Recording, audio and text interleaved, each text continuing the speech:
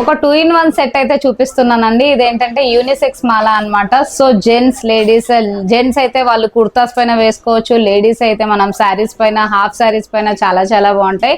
నక్షిలో అయితే new varieties వచ్చేసాయండి. ఇంతకు ముందు బ్రోచెస్ తోనే వచ్చాయి, మనకి ఇప్పుడు with along with ear rings కూడా వచ్చేసాయి. చాలా చాలా ప్రిటీ సెట్స్ అండి.